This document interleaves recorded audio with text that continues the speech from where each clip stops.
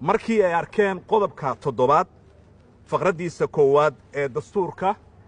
oo xeerinaya gobonnimada Jamhuuriyadda Federaalka ee Soomaaliya kaas oo koobaya dhulka Jamhuuriyadda Federaalka ee Soomaaliya oo idil oo ay ku jiraan bariga badaha jasiiradaha iyo uurkooda hoose hawadooda sare iyo geeyi qaaradeedka dhul iyo biyo goboleed kasta oo ku soo biira Jamhuuriyadda Soomaaliya si waafaqsan sharci baarlamaanka qaranku uu ansixiyo markii ay arkeen qodobka 53 iyo 54 ee dastuurka oo siinaya dawladda federaalka ee Soomaaliya xaq awood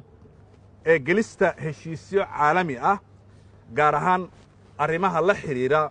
siyaasadda